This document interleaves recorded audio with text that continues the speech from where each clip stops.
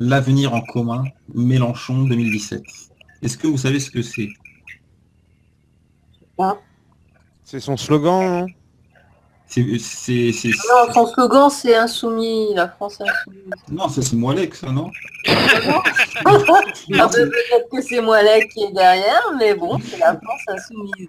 c'est la France insoumise. Purée, oh, je savais pas. Oh.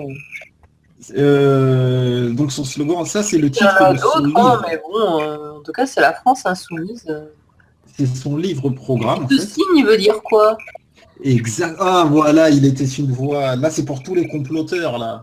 Qu'est-ce que veut dire ce signe, les amis complotistes? Bah, c'est le signe fille.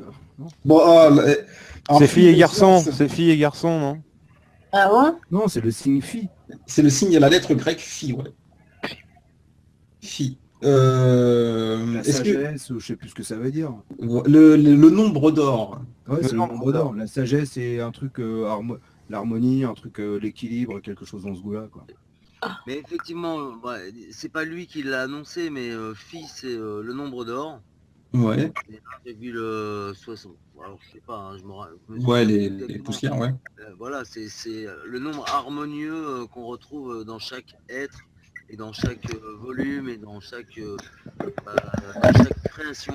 Dans chaque création. Dans chaque Et, bulletin de vote. Et en même temps, il a ajouté ça à la philosophie. Parce que phi, c'est la philosophie.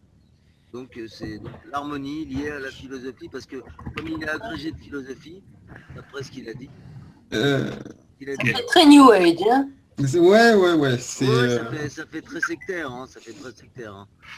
et Non, donc, moi, je voudrais juste dire que c'est un franc-max, c'est tout. Voilà. Donc ça m'étonne D'accord. pas, Phi, l'harmonie, même c'est un nombre qu'on utilise pour harmoniser même leur construction. Les temples maçons, tout ça, Mais c'est- le grand corps qu'il faut former, la grande nation, que t'as un c'est corps. un... Oui, par rapport au bleu qu'utilise le Front National aussi. Ils ont changé le bleu et c'est plus une flamme, d'après ce que j'ai vu, c'est une rose ou je sais pas quoi. Une rose bleue avec une stèle en marbre.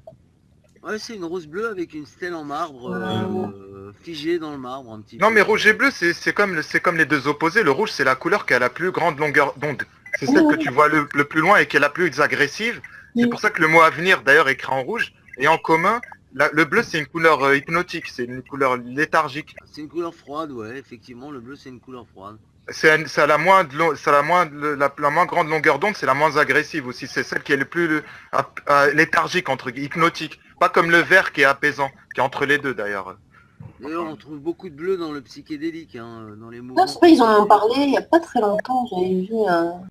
Alors, ça dépend. Il y a du bleu, il y a sur fond bleu, puis il y a sur fond blanc. Mais il y a toujours cette rose. Ouais, ça change, c'est L'important, rose. c'est la rose. Est-ce que c'est un signe justement des francs-maçons ou des Bilderberg pour nous dire que comme Mitterrand, ça va être... Oui, même le gant blanc, oui. Ouais, ou peut-être une forme de dédiabolisation,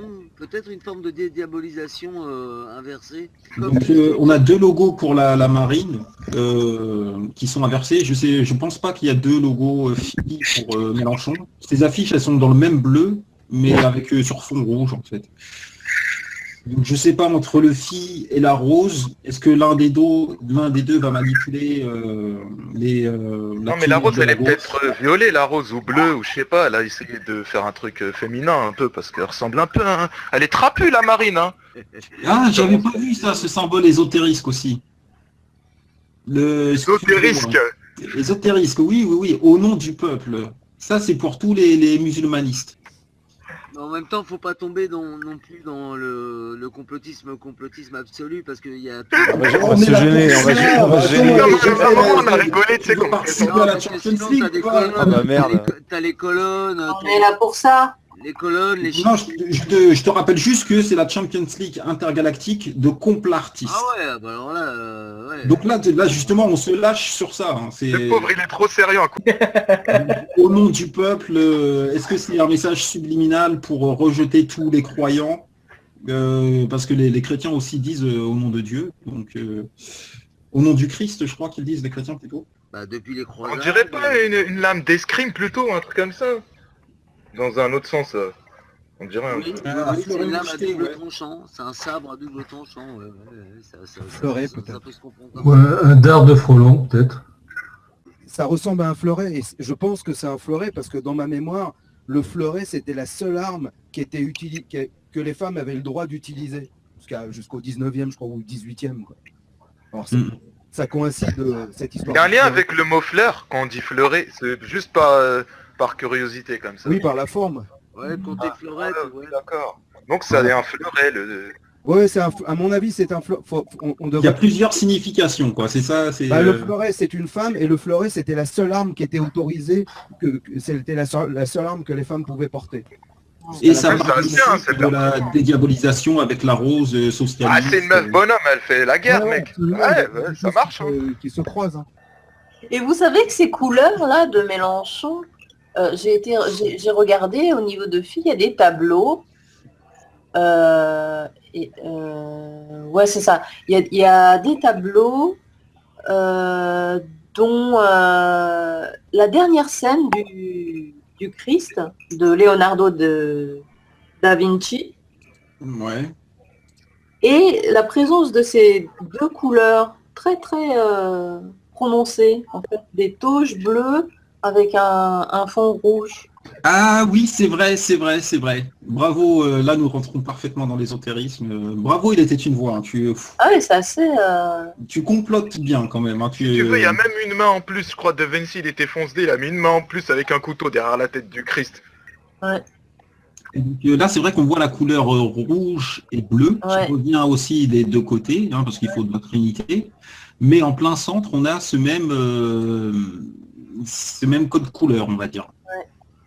Yaya a parlé. Hein. Yaya, nous écoutons son porte-parole sur ce live, Raoul. Yaya m'a dit que derrière chaque slogan du FN, il y a un sioniste. Est-ce qu'il y a aussi un sioniste derrière le fils de Mélenchon? Oui, il a dit que derrière chaque fille de Mélenchon, il y a un sioniste.